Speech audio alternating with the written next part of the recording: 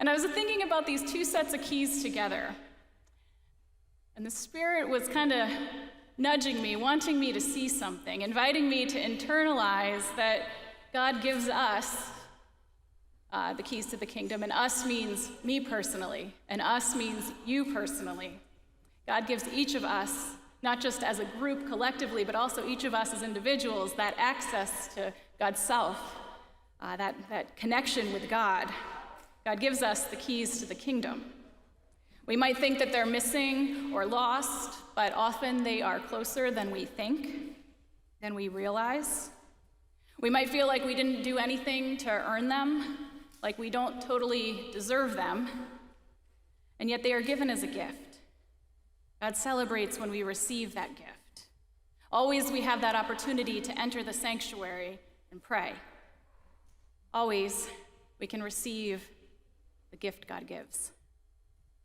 So my invitation from this renewal time is to see that the key is with me always. The key is always a gift. My invitation is to examine my hesitance, my reluctance to claim it fully, to fully claim my faith, to fully believe who God says I am. My invitation is to examine that hesitance, to fully believe who it is that God says we are. I wonder what key God might be inviting you to claim as a new season begins. What gift is God offering, or has God offered this summer? What can help you fully receive that key, that gift from God? For me, I am recommitting to prayer not as a secondary thing to the roles I have, but as a primary thing, as part of the stance from which I do everything else and from which I am and have my being.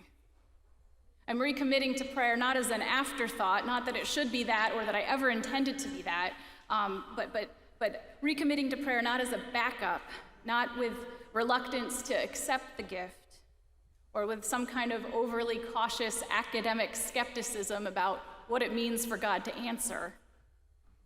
But I want to recommit to prayer from a place of faith and dependence and humility and trust and hope. In prayer, I hear who God says I am.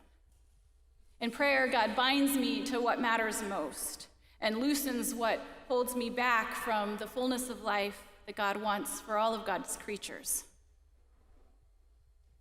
Church, we inherit the keys to the kingdom. Those keys that Jesus gives to Peter, Jesus gives to us.